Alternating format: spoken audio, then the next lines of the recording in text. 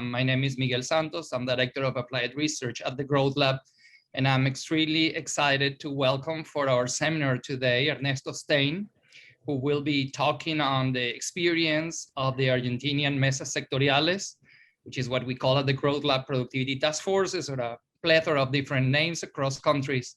Ernesto just did some work on Argentina Mesas Sectoriales, the experience from 2016 to 2019, private-public collaboration for productive development policies. I just got to learn this morning that Ernesto extended to Ricardo Hausmann his first job offer at IDB. So I'll rather defer to Ricardo the introduction of Ernesto. So let me tell you a little bit about Ernesto. I met Ernesto a little bit over 27 years ago. It's hard to imagine, but I was recently appointed chief economist, and I had, a number of positions to fill. And he was the first one I offered a position to, and he accepted it. Ernesto had done his PhD at Berkeley, and I got him in the job market, but he came highly recommended because actually we had worked together with Miguel Kiel at the World Bank on another project. So Ernesto joined.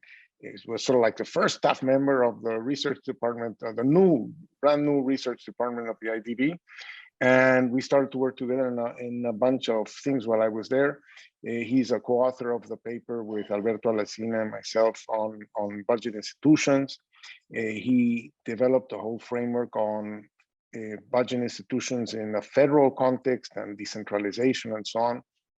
And has many publications on it. He went on with Mariano Tomasi to look at the sort of like the political economy of institutions, which I think was also path-breaking work. He was also my co-author in the paper of why countries float the way they float, which has everything to do with original sin and so on. They float the way they float because they borrow the way they borrow, essentially. After I left, we remained in touch. When we came up with the idea of self-discovery, we co-organized a research project on export pioneers in Latin America, where he also edited that book. When the Growth Lab was created, we convinced the IDB to do something that I don't think they do much, or not at all, to give him a sabbatical year to join the Growth Lab back then for a year. And that was a year where, economic complexity was appearing and so on. So he made very significant contributions and ideas on the whole agenda on economic complexity. And he later went on to direct IDB's flagship publication on what you might want to call industrial policy, that for political correctness reasons, they call it productive development policies, of which obviously these productivity task forces are part of it. It's a part of the information revelation process of figuring out what might be missing in a high bandwidth environment. So as you see, Ernesto has an amazing career. He's made significant contributions to many literatures, and as punishment for his crimes, he's just been appointed as the resident representative of the IDB in Mexico, which is probably, Mexico is probably the top client or second top client after Brazil. And so it's a very important position. And he will be moving to Mexico soon. But thanks to Zoom, we get to have him before he flies away. So Ernesto, without any further ado, welcome back. Thank you so much, Ricardo. I really, I'm happy to be at this venue. I had a great time when I was, when I spent a year there with you and your team. And I always remember going to your house before being, after you had selected me for the IDB, visiting you, talking about a number of issues, and your parting sentence was, we'll have fun together. And indeed, we did have fun together. So, so I'm not sure exactly. Okay, let me share the screen.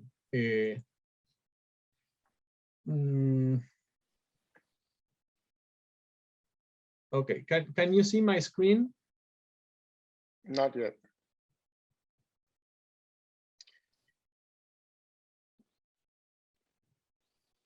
No, yes. Okay.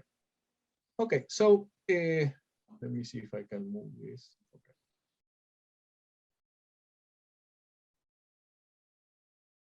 Okay, so what I'm going to talk about is this private-public collaboration for productive development policies, and in particular, Argentinians' experience with the Mesas Sectoriales. And this is a paper that we did with Martin Obaya, who is in the audience, so hopefully he will respond all the difficult questions.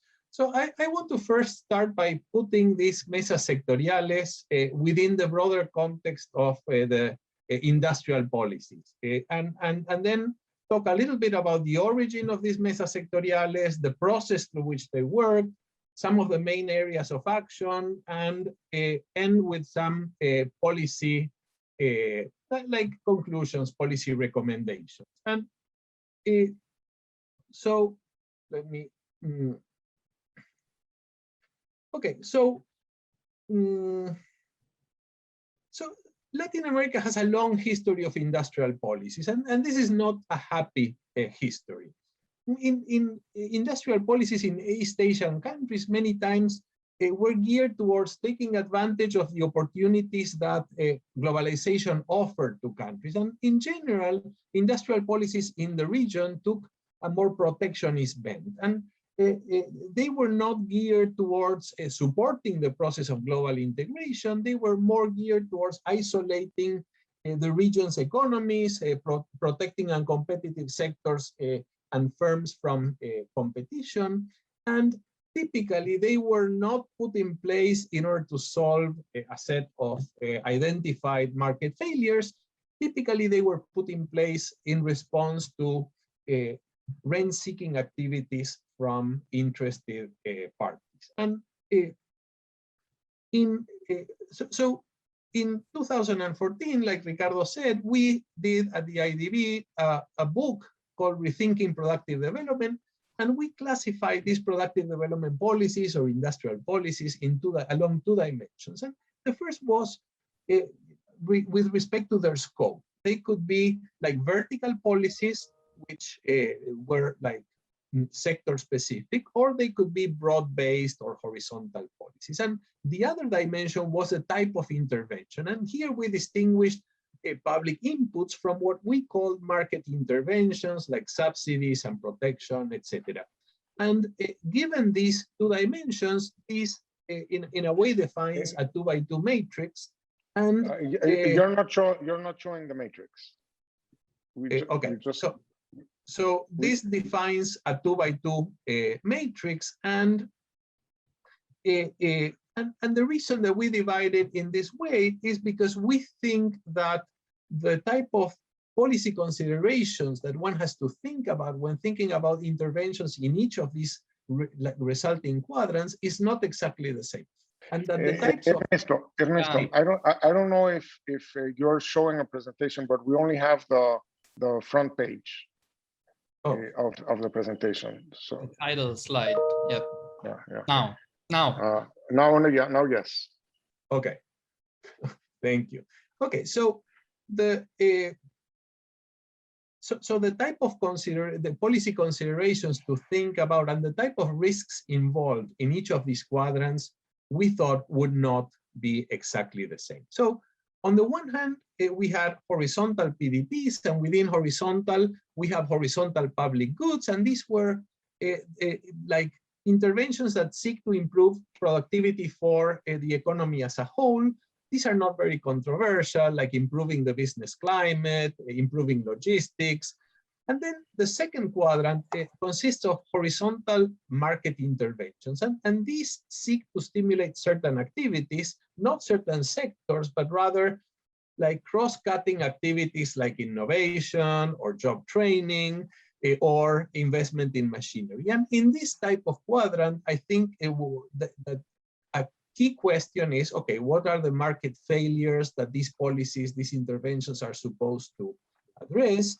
And are we putting in place the right policy instruments to deal as precisely as possible with these market failures that we have identified? And there are some problems, like for example, investment in R&D. There are clear externalities there that like require an intervention, but there are other activities that not necessarily have a clear justification for an intervention.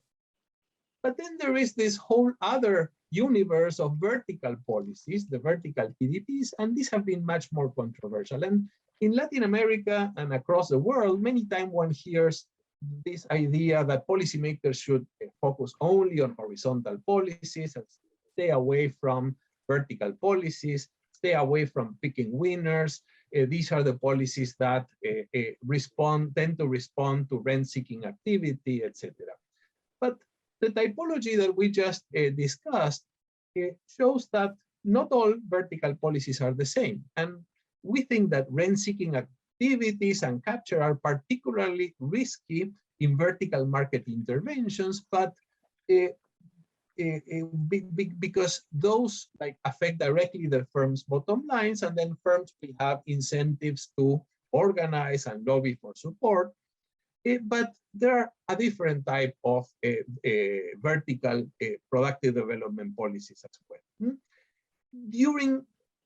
For a long time, and maybe still today, PDPs, like industrial policies in Latin America, were dominated by this type of policies in the vertical market interventions quadrant, like a Brazilian law specifying that only Brazilian companies could produce and sell computer hardware in Brazil, or an Argentinian law that promoted the production of electronics in Tierra del Fuego through a series of tax breaks and protection, etc.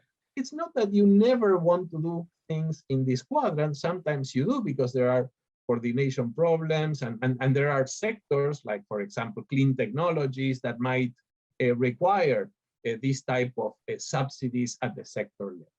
But for the most part, in Latin America, this type of policies was used to protect industries that were not competitive and did not have competitive potential in response to these lobby activities.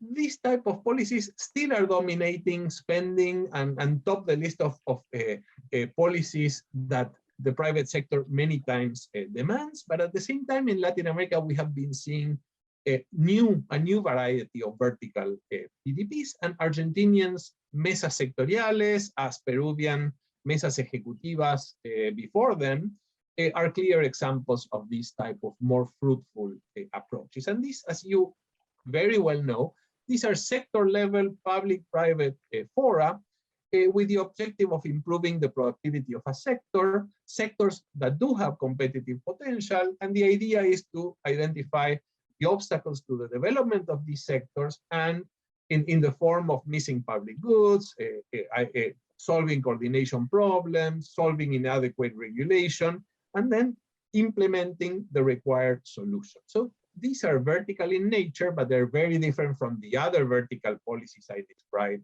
before. And most of the interventions associated to this type of instrument are squarely, not all of them, within this vertical public inputs quadrant, which we consider not to be as risky as the vertical market interventions. The Mesas recognize that in this quadrant, there are two very important problems.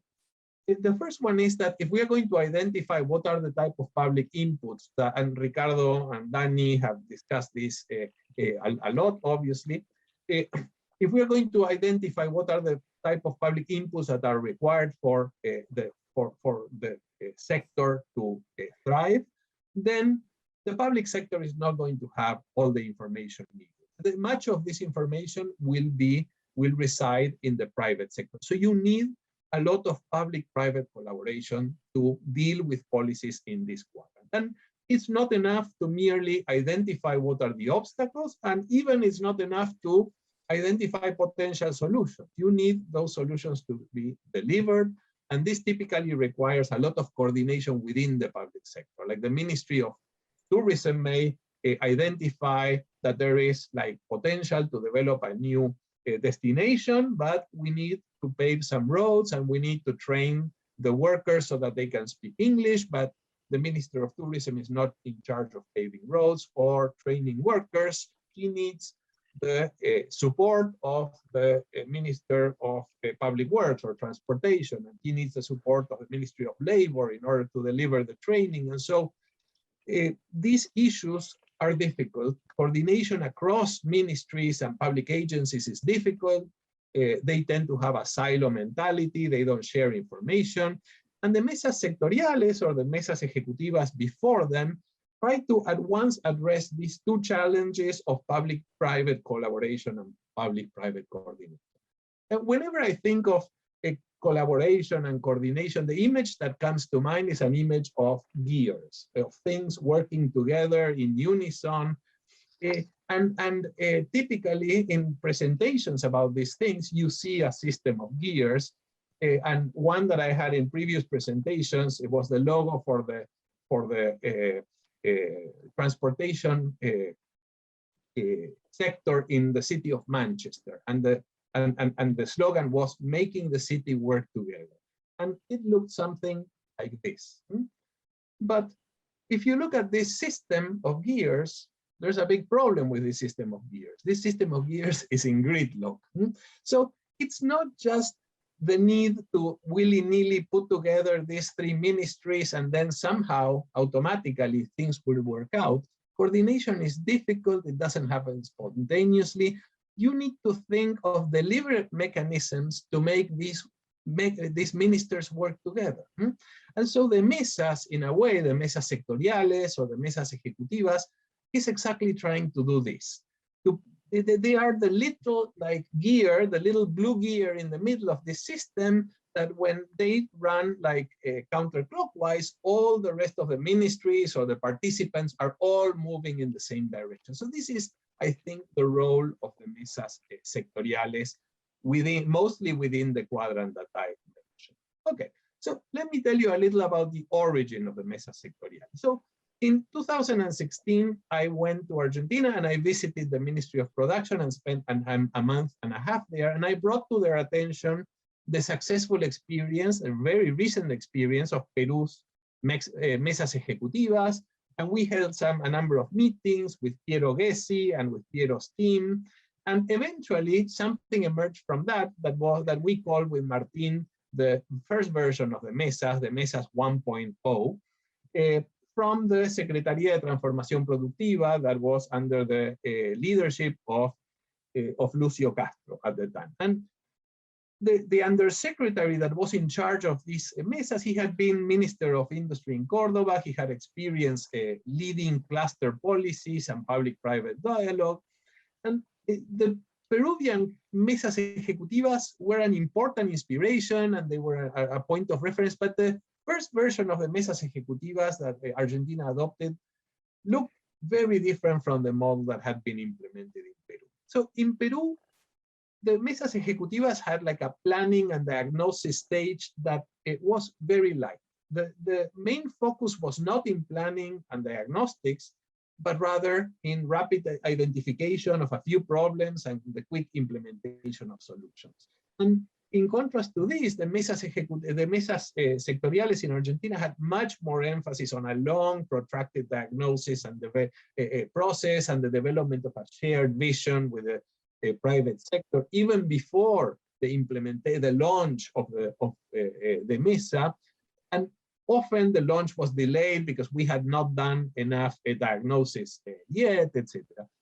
The Peruvian mesas ejecutivas had frequent meetings and where solutions would be provided to things that had been identified in previous meetings, and new obstacles were identified, and the planning and implementation stages were part of the same iterative process. And in the mesas ejecutivas sectoriales in Argentina, they were more focused on this magical moment where after a long process of diagnosis and development of a shared vision, we come together to validate a set of agreements, and there was no follow-up meeting scheduled from the outset, etc. It was a very different model. The Peruvian model limited the focus to public inputs. I'm going to talk a little bit more about that later. And subsidies and tax breaks and protection were basically off the table. It had the support of the finance ministry, which is a very powerful ministry within Peru. And it was understood that the finance ministry would not be seeing kindly the inclusion of subsidies or protection within the scope of the mesas. Not that Piero wanted to have them in place anyway, but the mesas in Argentina had a broader scope. They did include public inputs, but they also included more market intervention. And Argentina was going through a recession, the economy was opening up, and so the private sector's attention was always on market interventions, on subsidies, on protection, and not on some public input that the state could put on the table. A couple other precursors to the mesas. One was there had been at the same time mesas developing in another ministry, the Ministerio de Agroindustria, and they were a little bit more. So the mesas in mesas 1.0 in the context of this the recessionary context eventually were abandoned, and the ministry's attention was on other policies or on more horizontal policies. And but at the same time, there were these mesas developing in the Ministerio de Agroindustria, and they worked somewhat better. They were quite good at solving the type of issues that would be part of the scope of what happens in a Ministry of Agriculture, like, for example, helping open specific markets for specific products or dealing with phytosanitary issues. They were not very good when solutions required action by other means.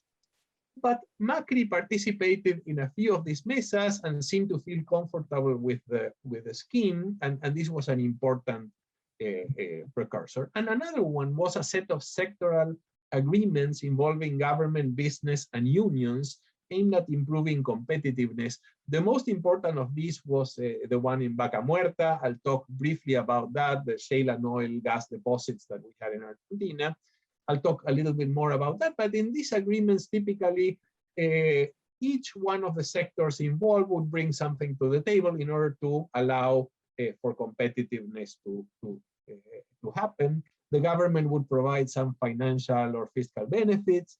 Firms would either make investments or agree not to fire personnel, and unions would moderate their salary demands or accept some changes to their collective bargaining agreements to make the labor more flexible, for example, which would allow for more competitiveness. As with the first version of the mesas, the focus was on this magical moment of the agreement and not on a process of continuous identification of problems and solutions, as was the case in Peru. The last one of these sectoral agreements was in Zarate and Campana.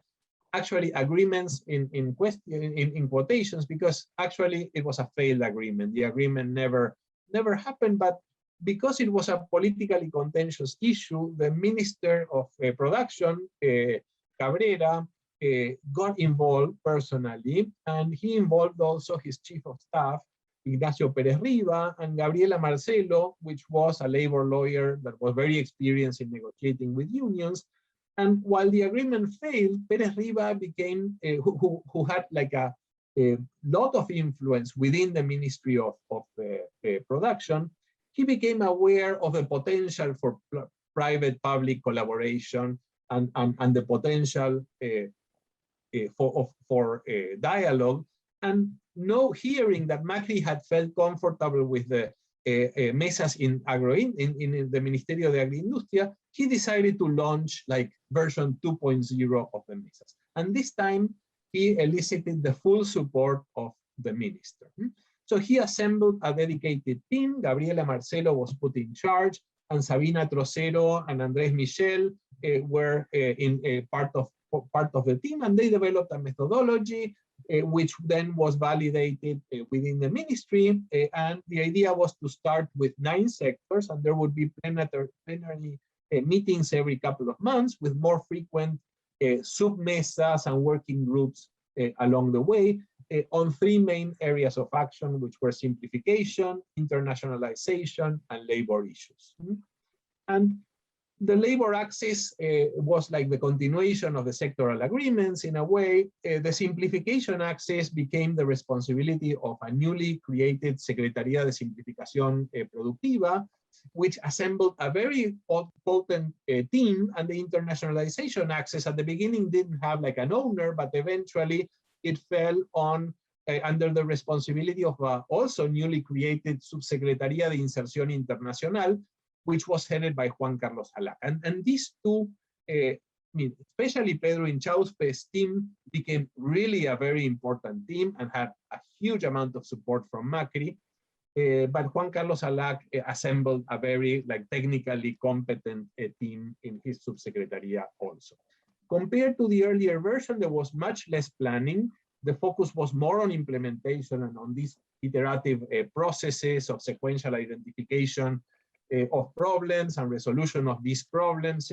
And the idea was that with these frequent meetings, you would be progressively generating some trust among the participants, and there would be some learning process that would allow everyone to improve and learn how to better identify problems and better identify solutions together. So it was much closer to the Peruvian model. In fact, I was present at a seminar at the International Labor Organization in Lima, and Piero was there too, and Gabriela presented the Argentine model of mesas, and Piero said, okay, this time, yes, they do look quite a bit like the Peruvian mesas. So the work of these mesas required a lot of interaction and participation of all the areas of the ministry and also of other ministers, but there was a problem, which was that Gabriela Marcelo and the team were competent, but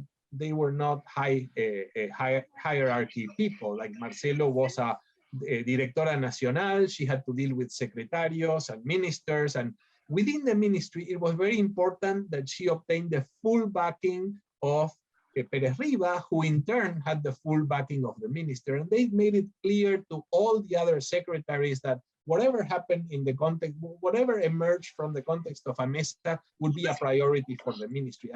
And the anecdote is that Perez Riva sat on the table, at the table, and Gabriela was sitting next to him, and all the secretaries were around the table. And he said, from now on, Gabriela is your boss.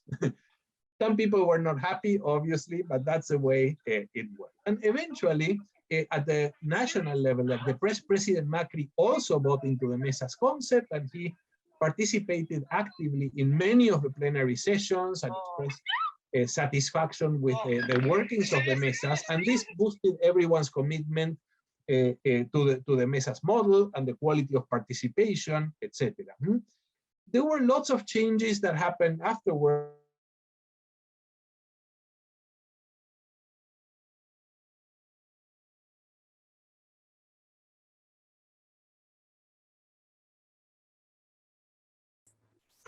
We can't hear you. You went on mute.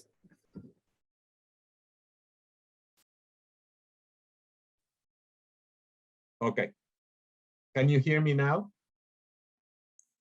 Yes. Okay, sorry. Okay. In any event, where was I when you lost me? About everyone being more committed to the mesas because of Macri's support. Okay, so that's the story, and then there were a lot of changes within the ministry. Like the minister left, he was replaced. Gabriela, the ministry merged with the Ministry of Labor. Gabriela left for a position in the labor part of the ministry, and she was replaced by Sabina. But by then, the mesas had proved to be successful, and they were very well established, and so they continued to stronger and stronger through time. Okay. Eventually, 52 Mesas Sectoriales were created during the Macri administration, like more than half of them within agroindustria, things like extensive crops or apples and pears or meat and livestock. This was a very important one. There were 14 within the Secretary of Industry, like auto and footwear and agricultural machinery. And then there were others that were in other secretaries also some that were housed in other ministers. And each one of them had a political leader, which was typically the secretary, and a technical leader, and they interacted with this central Mesa team that had grown from 3 to 12 by 2019. Okay, let me talk a little bit about the process of the Mesas. So I first want to talk about sector selection and the sector selection in quotations, because there were 52 Mesas, which suggests that the process was not very selective. But initially there were 9 Mesas which followed basically 3 criteria. One was growth potential, based on expected demand growth and latent or actual comparative advantages. Then economic weight, does this move the needle in terms of share of GDP or employment, or does it have an impact on the productivity of other sectors? And also policy opportunity. Do the levers that we have here at the ministry, or that we think we can mobilize from other ministries, can we have an impact on what happens in this sector? Eventually, some of these criteria were relaxed, and they even created some mesas that were broader, like more horizontal in scope, like a logistics one and an exports one, and also some mesas to respond to sectors that were under competitive stress by the opening of the economy.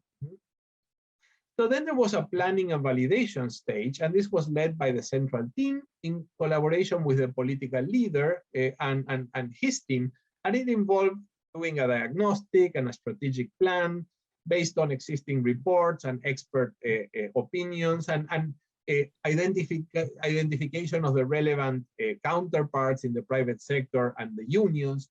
And this was a difference with the Peruvian case. Unions were involved in these mesas. They had not been involved in most of the Peruvian mesas, and this was also inherited from the Acuerdos Sectoriales.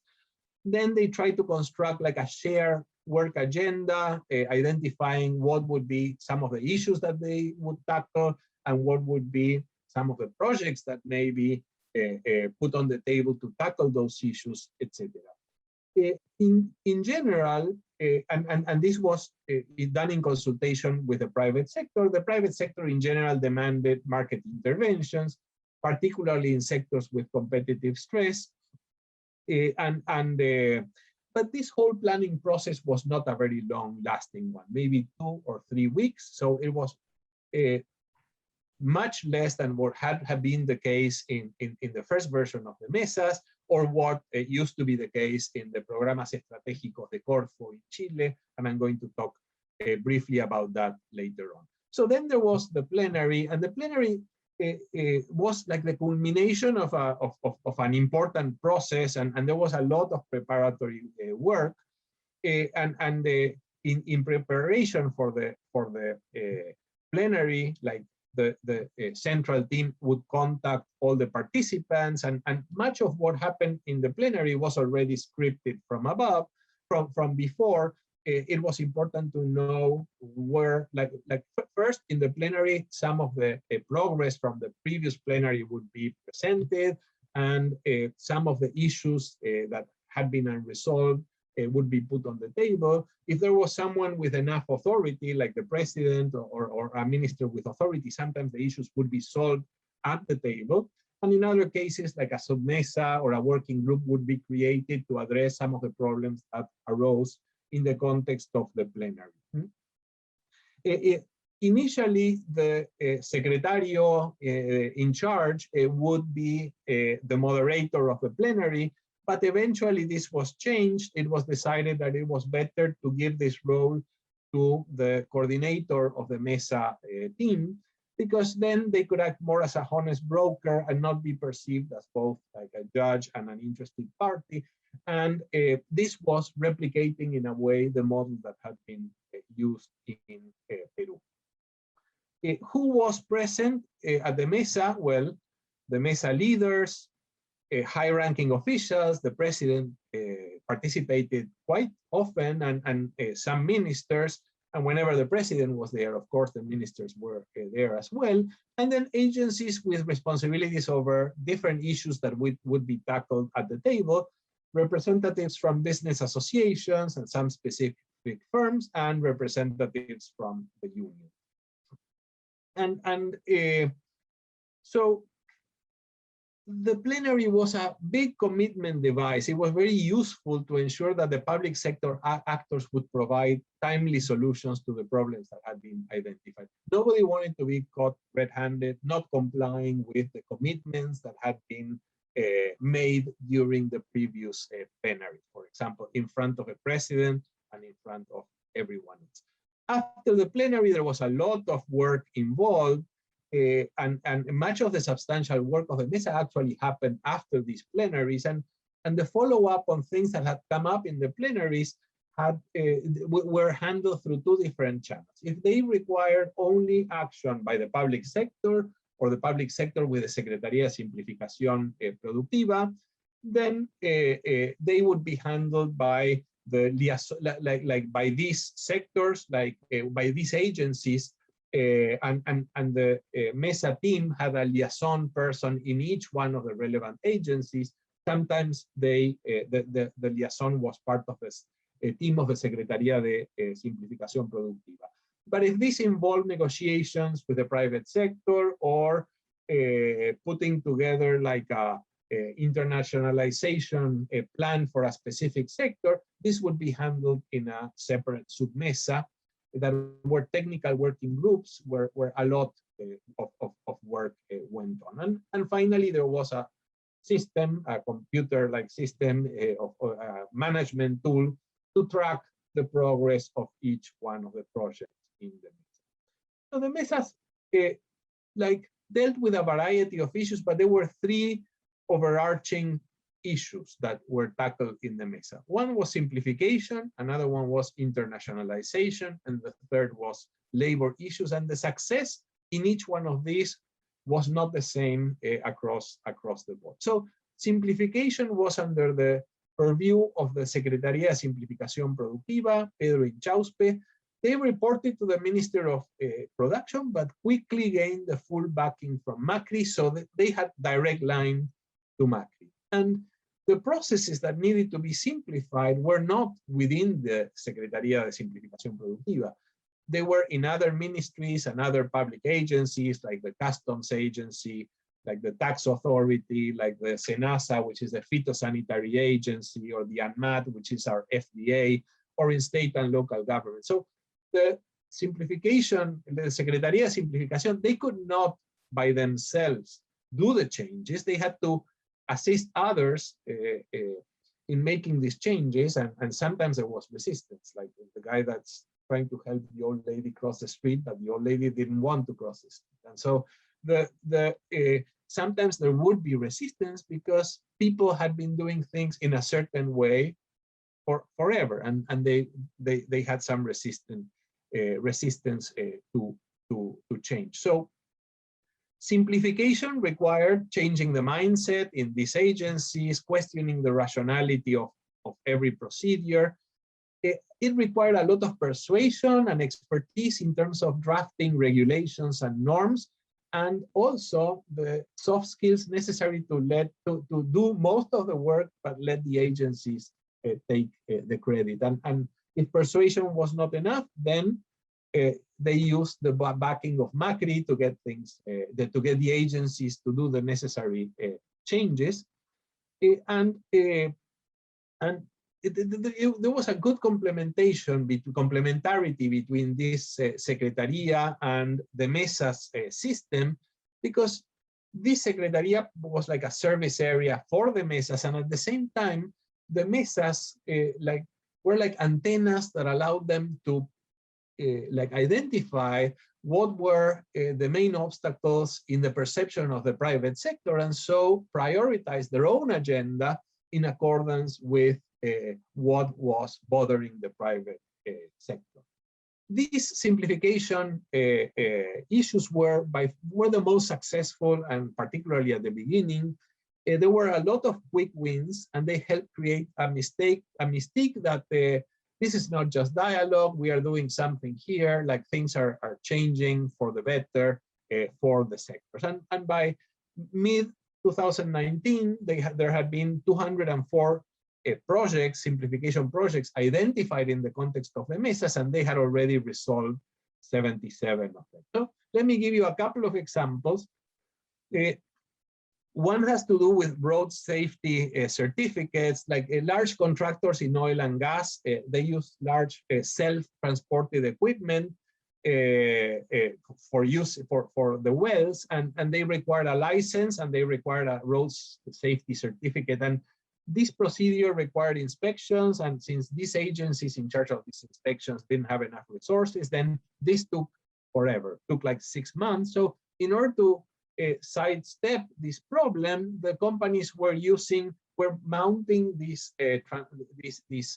equipment on trailers and then transporting it in the trailers using tractors, but then they needed cranes to put it on the trailers and off the trailers in each of the wells. It was a very costly proposition, and the Secretaría identified like the existence of some agreements that allowed them to eliminate the need for inspection in the case of new equipment when it came from European countries, and for used equipment, they changed regulations so that firms could present an affidavit, obtain the certificate in 5 days, and eventually within a year they had to present all the documentation, or otherwise the license would be taken away, and there were big savings associated to this. I have other examples, but for now, for brevity, I'll keep it at that. The second axis was the equality and internationalization, and the main issue here was to define an internationalization strategy for the sector, agreed upon by the public and the private sector, and it fell under the responsibility of Juan Carlos Alac and his team.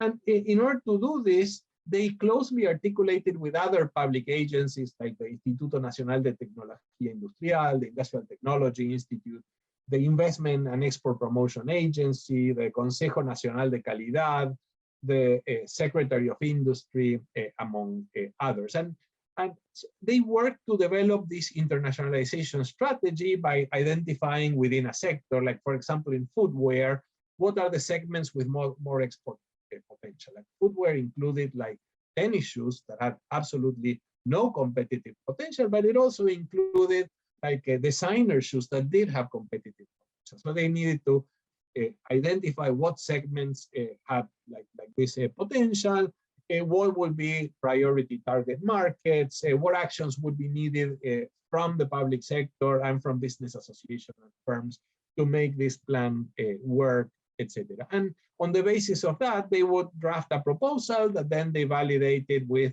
the other agencies and the private sector, identifying a series of actions, including, for example, what specific trade promotion activities would be aligned with the strategy, training programs to implement continuous improvement processes, what type of quality issues needed to be resolved in terms of certifications, tests, accreditations, etc., etc., etc.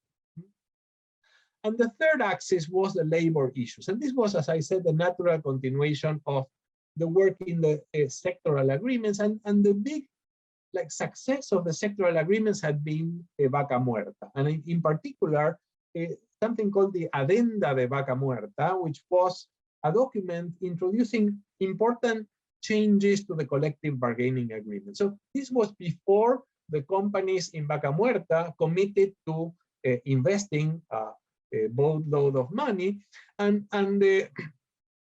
So in order to have those investments, then this addenda obtained some benefits from the labor sector, like including productivity targets in the collective bargaining agreement, the ability to assign workers across different tasks that was not allowed before, measures against absenteeism, changes in the number of required workers per well, etc., etc. And so with the example of the success of Vaca Muerta as an example, and the fact that the government was trying to pass a wholesale labor market reform through Congress, but this was stuck in Congress, it was going nowhere. So policymakers thought, well, perhaps we cannot do it at the national level, we can try to do it at the sectoral level. But the success of Vaca Muerta was not replicated in the Mesas Sectoriales.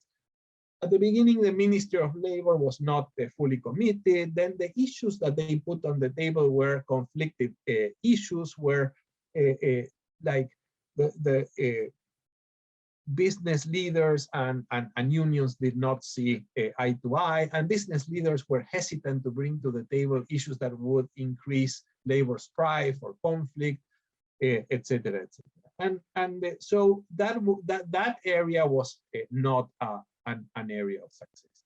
In the paper, we discuss many cross-sectional actors. I'll just mention the Ministry of Transportation. They were heavily involved in the mesas, sometimes providing solutions, like for example, in the mesa of the forestry sector, they introduced regulations to allow for transportation of logs in something they call bitrenes, which are like big trucks with like tractor trailers with a couple of trailers instead of just one, that allow like a lot of economies in terms of reduction of costs in terms of logistics. But they also managed their logistics table, and they were always very positive about their role in the mesas, and they saw the mesas as the Secretaría de Simplificación Productiva as a way to prioritize their own agenda. Anything that came from the mesas became automatically a priority for the ministry. Okay, so having given you this background about the mesas, let me discuss some concluding policy issues. I want to talk briefly about the role of planning versus implementation, about the policy mix of public inputs versus market interventions. I want to discuss an issue related to funding for public inputs provision, discuss briefly the choice of priority issues, and end with the importance of high-level political support. So on the balance between planning and in doing this discussion, I want to discuss to some extent the examples of Peru and Chile, and they are very different models trying to do more or less the same thing.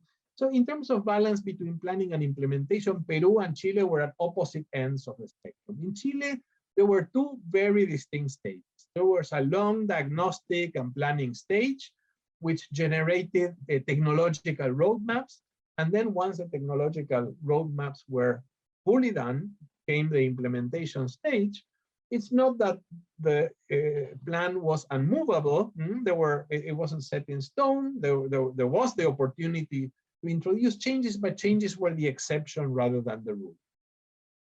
There was no extensive prior diagnostic work in Peru. In Peru, as I said, it was an iterative process without a clear separation between planning and implementation. The emphasis was on implementation and let's plan very lightly and quickly move to identification of obstacles and rapid resolution in the context of the mesa. And in the process of solving these first problems, we're going to discover other problems, or we're going to discover that the solutions we came up with for these problems are not the right solutions, and we need to keep looking and discovering, etc. Argentina's Mesas 2.0 is kind of an intermediate position, but much closer to Peru. So the launch was preceded by a brief period of diagnosis and definition of an agenda with the private sector, but this roadmap was very flexible, open to change, and incorporating new topics that came up in the working groups and in the plenary sessions. So the final plan, in a way, emerged gradually as a result of the work of the mesas, rather than being a point of departure after a long diagnostic process. And we think that Argentina probably struck the right balance with their Mesas 2.0. The Mesas 1.0 were clearly for our taste, too much in the planning stage, and there was too little on it. On policy mix, in Peru, there was a clear focus on the provision of public inputs, and there was an ingenious mechanism, I'm sure that Piero, I know he has been presenting there, to convey to the private sector the scope of policies that would be on the table, no pun intended, and the scope that would be off the table. And they call this the separation between my problem and your problem, mi problema and tu problema. So it was the problem of the government to deal with cases where productivity was low because the government was doing things it shouldn't be doing, like excessive regulation or lack of coordination between government agencies, or when productivity was low because the government was not doing things that required government intervention, like, for example, missing public goods or like improvement of regulation, etc. Problems of sectors that were uncompetitive because there were no comparative advantages were seen by the government as tu problema, not something that should be remedied by the state through the provision of protection or subsidies.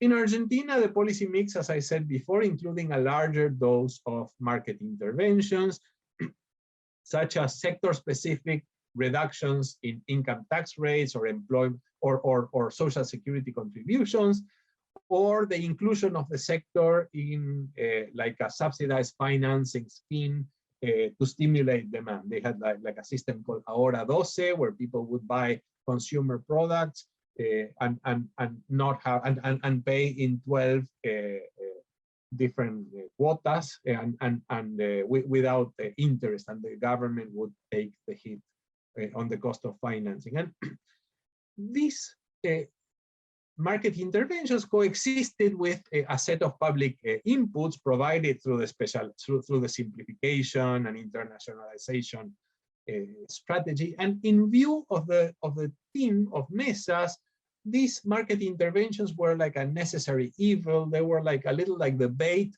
that would attract the sectors to the Mesas, and then in time they would have time to shift the policy attention on the side of the private sector to these more structural issues that were really important. I think there's many reasons for this difference between Argentina and Peru. Argentina was going through a huge recession, opening up the economy, but also the sectors had been used for many years to protection and to subsidy. So that's what was in their DNA when it came to making policy demands.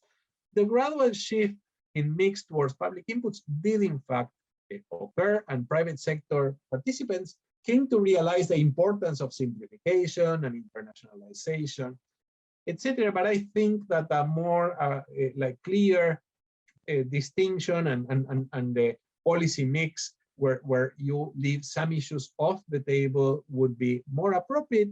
Also because when you leave the market interventions on the table, this boosts demand for these policies and attracts to the Mesa scheme sectors that should not really be like addressed with this instrument. And maybe there are other instruments to address these sectors that are in competitive. Funding for public inputs provision. Many of the public inputs, like regulatory improvement, do not require fiscal resources, but then there are others that do. And an example that came up in the Mesas was, in the Mesa of medical equipment, was they identified a shortage of something called semi-anechoic chambers. So electrical medical equipment, they emit electromagnetic waves, and these waves can interfere with other devices, like you can alter the temperature of an incubator or the frequency of a pacemaker, of a pacemaker. You don't want to do this thing. And so the semi-anechoic chambers are isolated from external electromagnetic waves, and they can be used to test what kind of waves are produced by this device, and also the extent to which this device is immune to waves produced by other devices, to look at compatibility between different devices. And so exporting medical equipment to the European Union, for example, requires testing in these semi-anechoic chambers. And luckily, the INTI had one of these, but it was the only one, and it was completely insufficient to meet the growing demand. And so this resulted in very long delays. So there's an obvious solution: build more chambers, but each of these chambers costs $1 million. And so what's the use of identifying needed public goods that are missing if you're not going to be able to put them on the table? And so it is desirable for public actors in the mesas to have access to budgetary resources to fund some of the costly public goods that are identified through these processes. And this is exactly what Chile did with their Fondo de Inversiones Estratégicas. It was a competitive fund with $160 million in order to finance the public goods that had been identified within the framework of Corfos Programas Estratégicos. To receive this funding, the projects had to be part of these sectoral roadmaps, and there was a committee headed by the Ministry of Economy and included other say public sector and private sector participants, and there was a requirement of private sector co-sharing in the funding of these projects. So mechanisms of this sort are important because one could argue, well, why don't you use the regular budget to fund these things? Well, you don't know ex ante what's going to happen, what kind of things you're going to identify in the context of these mesas, and so it is good to have a pot of money that you can resort to whenever suddenly you need money to resolve quickly one of these issues. And if you do have money to resolve quickly these issues, these public goods issues that appear in these tables, then you're going to attract the attention of private sector participants that are going to be more likely going to pay attention to the public inputs aspect of these mesas. I don't want to talk much about priority issues. I think simplification and quality and internationalization were good issues to focus on. I think that the labor issue is an important one, and it was a good thing that they tried to do sectorally what they couldn't do at the national level. I think there was a missed opportunity there to introduce other issues instead of just focusing on issues of collective bargaining agreement, where there is a conflict of interest between what the unions want and what the companies want. You could have brought about other issues that have to do with labor, like labor training, where there's more commonality of interest between business and unions. And this may have created some trust as they resolve issues in which they have commonality of interest that then could be used to resolve issues in other sectors. And I also mentioned that you could have included some more issues of technology that were prominent in the Chilean Programas Estratégicos. This is my last slide. I think it's clear that it's very important to have high-level political support. And it is very clear from the comparison of what happened with the Mesas Sectoriales 1.0 and 2.0. The 1.0 version flew under the radar. They didn't have the support of the minister himself, much less did they have the support of the president. The president had no idea that this was even going on, and the results were very modest, and that is being generous. And the Mesas 2.0 had strong support within the ministry, had strong support from the president. He participated actively and frequently talked about the mesas with the press, and so it was obvious that he liked them a lot. And so the mesas became the most important technology for private-public dialogue and action.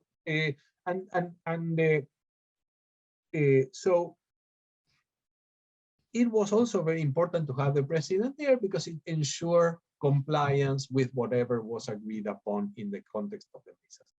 Sadly, the mesas, as happens very often, were abandoned by the new administration.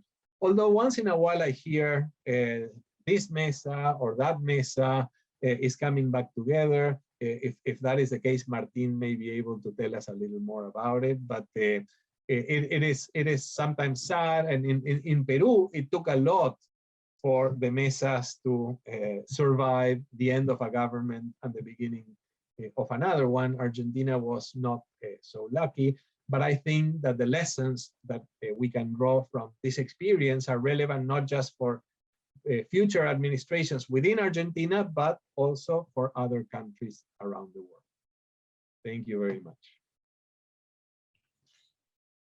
Thank you very much, Ernesto. I have well, I have many questions of my own that I will not abuse, because I see that we have in this chat people from our teams in Kazakhstan, Jordan, Namibia, and South Africa, at least that I can see in the list. So I'm going to ask a couple of questions and then let them follow. Just raise your hand or put it in the chat and I'll take it. One point you mentioned in the paper, Ernesto, is that when the mesas started, the situation of Argentina was such that a lot of the issues that came up in the mesas were more like support programs for business that were in difficulties and so on. And I think of this in the context of COVID. We're trying to launch this effort in various places amidst all the negative impacts some of the business there have been experiencing on COVID. So one of the thoughts I had is whenever we launch this, what we will get is cheap financing, anything that can help them survive.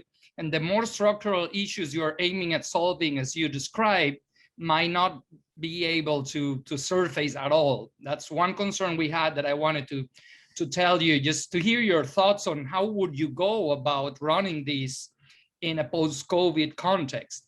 And the other, it's a question I always ask you, and I will continue to what extent can you stay away from that quadrant you described at the beginning? This is a strong priors in places that we go.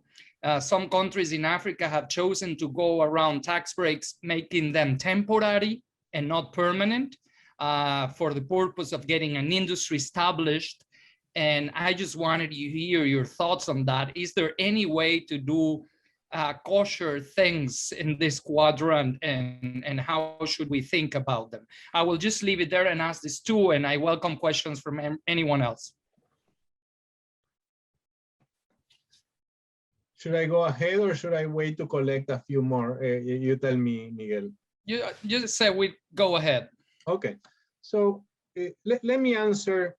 Okay, let me start with the last one first. So I think there are many situations where action on this quadrant that I used to call, when I started working in this, like the forbidden quadrant, but it is not a forbidden quadrant. There are many things that you can do in that quadrant that are like worth doing. And so like one is you can think of a renewable energy. Well, that has like positive externalities. So subsidizing like sector specific subsidies for the renewable energy sector, I think are a good thing.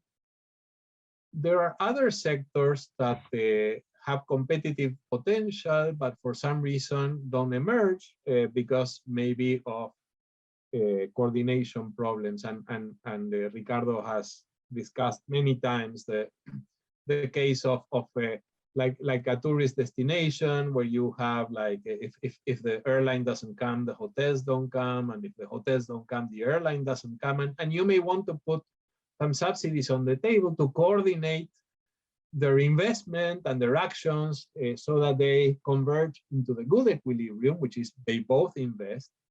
Whereas if you don't do anything, you're going to be stuck in the bad equilibrium where nobody invests and this development that has competitive potential never happens. So this issue of the chicken and egg problem, I think also requires some action. And in the work that we did in 2014, one very nice case that I focused on was the attraction of a specific sector, the attraction of investment in a specific sector in Costa Rica. Costa Rica had been able to develop like the medical devices sector, but the type of medical devices that they were producing were like low complexity medical devices, like catheters or things like that. And they had not been able to jump to the more interesting segments of that value chain, because they identified at CINDE that they were missing one key process. And that process was the process of sophisticated, what's the name? It's not cleaning, but you need sterilization. Sterilization, yeah, the process of sterilization. So the problem is that without sterilization, you couldn't produce like pacemakers or heart valves or things like that, because the logistics would be like a problem. You had to send to sterilize somewhere else, etc. So they wanted to attract this, and nobody would come to do sterilization in Costa Rica because you didn't have producers of pacemakers and producers of heart valves. So they went out aggressively to try to attract someone who could provide this sterilization like services. And immediately after they landed a company that provided sterilization services, you got investments by St. Jude Medical and Abbott Vascular and other big companies. So this is a case also where you provided some subsidies, like for specific sectors, for very targeted things, and they had a huge impact. And so I'm not against the use of these things. Now, I think where I draw the line is, I mean, if you have a way to tell which sectors have competitive potential and which sectors do not have competitive potential, well, you want to use these things in sectors that do have competitive potential. If you do not have a way to do that, then at least after providing subsidies of this sort, when you see that they don't have competitive potential, then you have to be able to take away those subsidies. If you don't have the institutional strength to do that, then forget it. Don't get involved in the first place. But there are things that you want to do in those quadrants. Now, regarding COVID, yes, I think I may be a little too stark in my request that we only deal with public inputs. I think Argentina did a good job with it in the end. So that is, so market interventions is what the sectors were demanding, and they provided a little bit of market interventions, but they tried to provide more of these other things and to gradually convince the private sector that these things were of value and that the process was of value. The process of identification of problems and solution of problems was of value. So how do you strike the balance? I mean, in COVID, as you say, will make demands for like short-term like help more important. And I think COVID is a moment when you do want to provide that help. I'm not sure that you want to provide that help at the sectoral level. Perhaps what you want to do is to say, yes, we should give like subsidies for firms to keep employment high, but why do it for this particular sector? Let's do it for every sector. And we may want to provide liquidity and subsidized lending to companies that perhaps have like long-term potential, but cannot make ends meet right now because of COVID.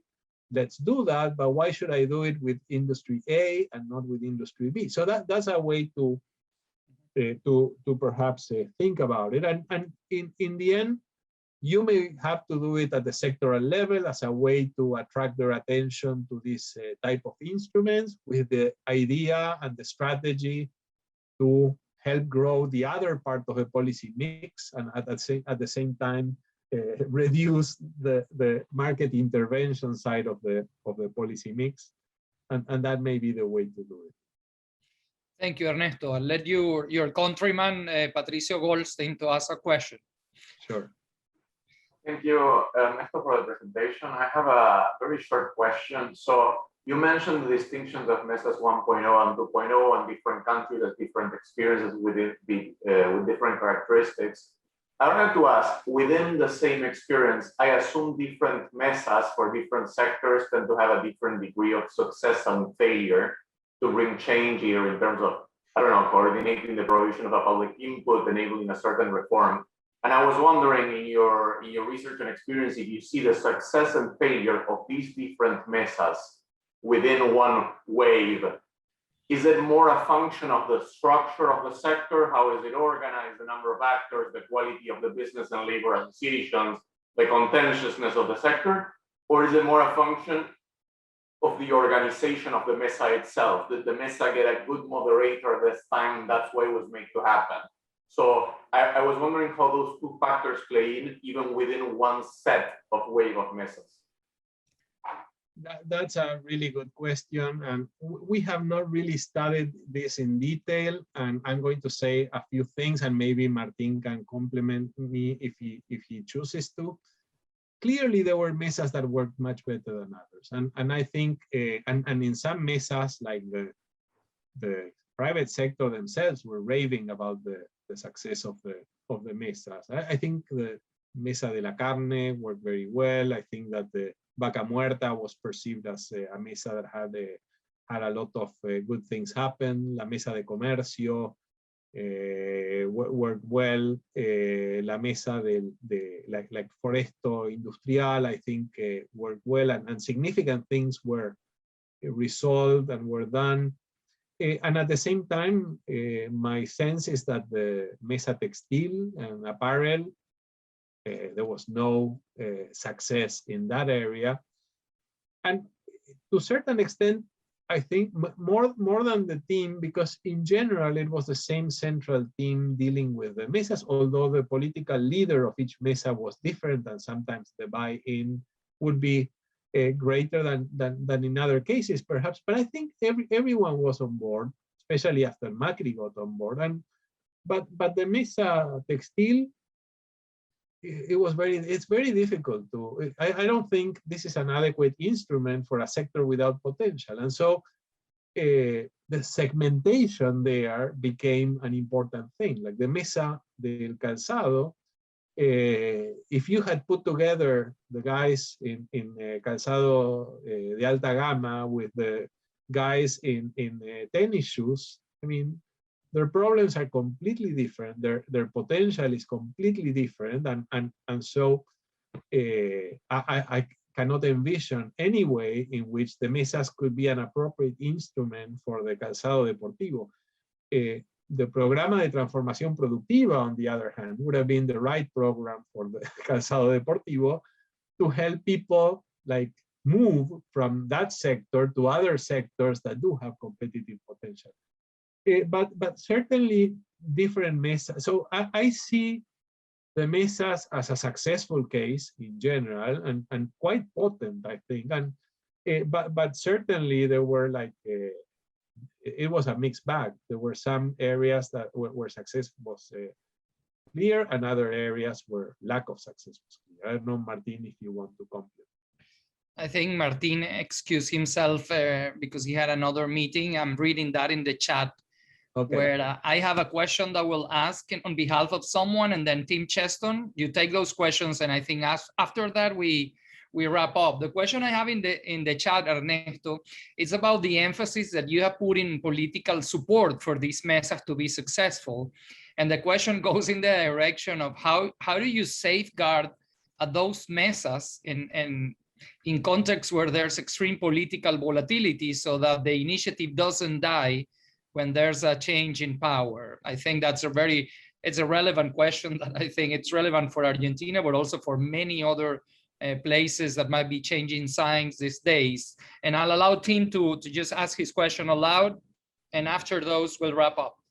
Okay. Excellent. Thank you, Miguel. Thank you, Ernesto. A very excellent presentation with a lot of programmatic details. As Miguel said, a lot of our projects are also, struggling with how to interact with the public sector. And I think a lot of the countries are not just trying to grow what exists or the intensive margin, but also really thinking about what doesn't exist or how to really drive diversification along the extensive margin. And you talked a lot about the trade-offs between different types of interventions and different groups, but I'm wondering what the trade-off was and what the focus was really on those sectors that don't exist, that treating those sectors that do exist, often the government is more treated like a handout for those strong business players that do exist. And so what interventions were there for those that do not exist? Okay, thanks for the questions. I think both are excellent questions. So regarding the first one, remind me exactly what it was, because I lost my train of thought. How to safeguard the mesas from the political changes. That is a $1 million question. And if you look at the history of these programs in Latin America, like you had the Programa de Clusters in Chile during Bachelet 1. It was terminated when Piñera came in, and then you had like the Programas Estratégicos de la Corfo con Bachelet 2, and that sort of got terminated with the FIA, together with the FIA, perhaps when Piñera 2 came in, and in Argentina you had this, which I consider a very successful case while it lasted, and it was also terminated by a government. So there's this issue that the governments perceive the policies of other governments as I mean, it's difficult for them to embrace even the good and to try to build on top of what the predecessors had done. And so the typical reaction is to get rid of what's there and to start something new. I wish they would just change the name like they did in Progresa Oportunidades and go on with the with the program, but that is not what tends to happen. Now, there was one exception, but which was Peru. Peru was a very interesting case, and when Ollanta Humala concluded his government and was replaced by the new administration, the newly appointed Minister of Production that replaced Piero, he would say that he would continue the mesas and then do nothing about it. And before Piero finished his term, we tried to help him deal with this problem. At the IDB, we organized like a big event where Piero participated, Ricardo came, I spoke, we both talked about the mesas, we were interviewed by the press, we discussed how great the system was, and there was a huge buy-in by the private sector. The private sector at the beginning was not necessarily as much on board, but immediately they bought into this and everybody was asking for mesas, etc. In that case, the private sector was able to keep this thing alive. They demanded that and in particular, the more advanced mesa at the time was a forestry mesa, and they were very active, and they demanded that the mesas continue, and because the Ministerio de Producción, el Produce, were not like acting, then they demanded to be transferred to the Ministry of Agriculture. And when the Ministry of Agriculture, he housed them for a little while, but when he was not fully behind them, or could not get other ministries to deliver on what needed to be delivered, then they moved into the MEF. And all throughout this time, the IDB helped finance the dedicated team, actually a couple of people that had been instrumental in the setup of the mesas. And Piero also contributed and continued to pay attention and to participate, etc. And at some point, some of the mesas were transferred like to subnational governments. Eventually the MEF took them, and I haven't like followed to know exactly what is the status of these mesas, but I understand from Piero that they are alive. I don't know if they are alive and well, but I know that they're alive and they continue, etc. So that was a case where you had like a change of administration, and with a little help from our friends, like mesas were able to survive. And I don't know if they were able to continue to thrive as they were thriving before, but they were able to survive. And okay, and the other question by Tim was, what about the sector? The extensive margin, the extensive margin. Yeah.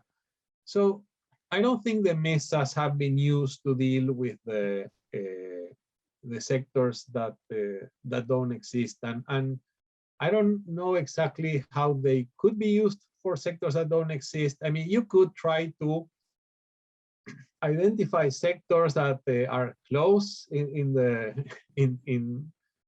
complexity map and to the existing basket, and either are complex enough or are like have strategic value, but they don't appear. And then you may want to convene like a set of actors that might be involved in this sector if this sector were to develop. You may want to convene a set of players from outside the country, like potential FBI participants, etc., to try to understand what's missing. Another option would be for the extensive margin to implement a policy that I proposed in order to deal with self-discovery, which is to offer like a subsidy to pioneers, not tied to their own exports, but rather to the exports of their followers. And so you could be trying to stimulate the appearance of new things without knowing ex ante what those things are going to be. So if the subsidies are small enough, this is compatible with the rules of the WTO. And also, one of the things I like about the scheme is that if you have a pioneer, then the pioneer has the right incentives to try to disseminate his knowledge, and because he's going to benefit from the fact that there are followers. And if there are no followers, then there is no subsidy, because you're only, and there is no externality, obviously. There is no self-discovery externality. So this is something I proposed a long time ago to deal with the self-discovery externality of Hausman and Roderick. And I've had a little bit of interest from some governments here and there. With the Chileans, we were making some progress in terms of coming up with a plan, and then like the authorities of the Ministry of Economics, they are changed, and this fell by the wayside. But I think that that type of instrument may be like the right instrument or part of the right toolkit to deal with these things on the extensive margin. Well, thank you very much, Ernesto. I think this was a great presentation. It adds enormously to our work. We're planning to get these mesas ejecutivas organized in different countries that we're working on, and so we'll keep you informed of our adventures in this field. And so thank you very much. There's a lot of thoughtfulness here. Let me ask a final question. Yes. Maybe a yes or no question. Would one way to make this into to solve the political durability problem is to organize these mesas in the private sector, and where the private sector would have to develop the credibility, the legitimacy to gain the attention of the public sector, so that maybe they become serious and respected enough so that the president commits, and then they convene these events that are flagship, and they invite the ministers and so on.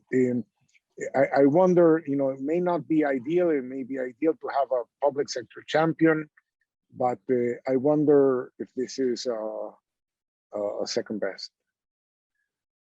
I think it's a very interesting thought, and as you were talking, I was imagining a system where the private sector puts together proposals, and one of the criteria in this proposal is the policy mix. So how are we going to mix like public inputs and market interventions, and to what extent are you going to fund part of the public inputs that we put on the table, and that could be part of the selection process to decide which mesas happen and which mesas don't. So in a way, I think there was a little bit of this maybe in those old Programa de Transformación Productiva en Colombia that you helped inspire a long time ago, which may be the first of these kind of programs that we saw in the region. And I think ultimately that was not a very successful experience, mainly because, not because of the identification issues, but because of the lack of delivery issues. These mesas had no, these programs had no clout to extract anything from the public sector. And so ultimately, I think they failed because of that. But if you had the right instrument in place and perhaps a system where the private sector, you announce this is what we're going to do, and the private sector organizes itself in order to identify what needs to be identified together with the public sector, and commits to a policy mix that is of the liking of the policymaker, and commits to share in the cost of whatever is identified. I think that might be an interesting thing to think about. Thank you so much. Thank you so much. And thanks everybody for staying on. And thank you. I hope you can share with us your presentation. Yes. Thank you. Yes, absolutely. And I'll be very interested in being kept abreast of the progress you guys make in terms of putting these mesas on the table in different countries. And if ever you need my support for that, you can count on it. Thank you. Good luck in Mexico. Muchas gracias. And Miguel, if you could send me the recording later so that I can share it, absolutely. That would be great. Absolutely. Thank you, Ernesto. Good luck. Thanks. Ciao.